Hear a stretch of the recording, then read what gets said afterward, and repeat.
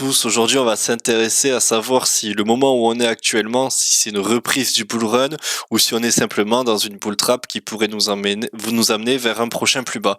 Donc déjà le premier indicateur qui pourrait dire qu'on est vraiment sur une reprise d'un marché haussier, c'est le Green Dot Weekly comme on voit ici.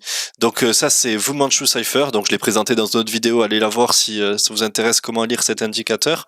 Donc en gros, généralement c'est plus compliqué que ça, mais quand on a des points rouges sur le haut de la vague, c'est plutôt mauvais pour le marché, et des points verts sur le bas de la vague, c'est plutôt bon pour un marché aussi. Encore une fois, ça fait pas foi. Par exemple, si on a eu un point rouge sur une vague plus basse et on a eu une petite descente. Bon, je vais pas trop m'attarder sur l'explication de cet indicateur, mais pour que ça soit fiable, il faudrait quand même avoir une clôture sur la weekly. C'est parce que là, je suis en weekly. Donc, il faudrait avoir une clôture de ce point vert. C'est-à-dire qu'on saura si le point vert est validé seulement à la fin de la semaine.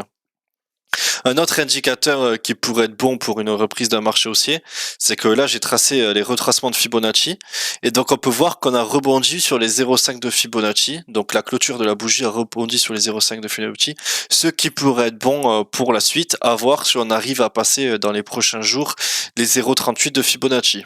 Donc à voir pour la suite, encore une fois, il faut voir comment cela se déroule. Un autre truc, c'est que lorsqu'on regarde le RSI, donc on a une divergence haussière cachée au niveau du RSI, c'est-à-dire que le RSI continue de baisser, mais par contre on a le prix qui a augmenté. Donc ça c'est un bon indicateur à la hausse pour avoir un marché haussier, donc ça peut être un indicateur de marché haussier.